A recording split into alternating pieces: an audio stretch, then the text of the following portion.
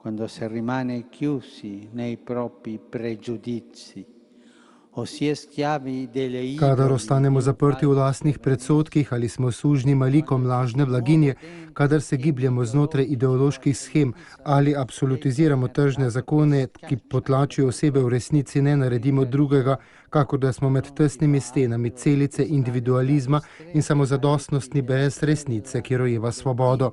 Naperiti prst proti nekomu, ki je storil napako, ne more postati alibi, da bi skrili lastna protislovja.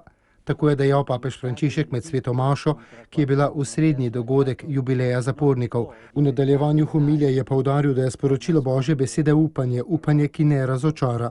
V našem srcu ne obstaja prostor, ki ga Božja ljubezen ne bi mogla doseči, kjer je oseba, ki je naredila napako, tam je očetovo usmiljenje še bolj prisotno, da bi vzbudilo kesanje, odpuščanje, spravo in mir. V nadaljevanju pridige je še poudaril, če torej Bog upa, potem upanje ne more biti oduzeto nikomor, kajti je moč, da gremo naprej. Je stezanje proti prihodnosti, da bi spremenili življenje, je spodbuda za jutrišnji dan, da bi ljubezen, s katero smo ljubljeni, navkljub vsemu lahko postala nova pot.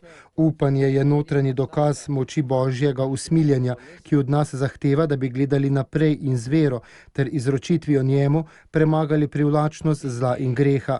Po opoldanski molitvi pa dejal, da je človekovo dostojanstvo pripornikov treba spoštovati v celoti.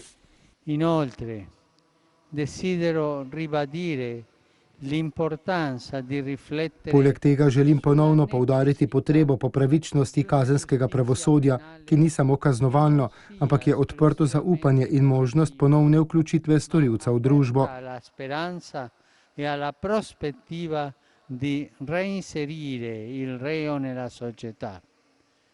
In modo speciale sottopongo alla considerazione delle competenti autorità. Civilne oblasti pozivam, da naj, kolikor je mogoče, v tem svetem letu usmiljenja pomilostijo tiste zapornike, ki so tega vredni.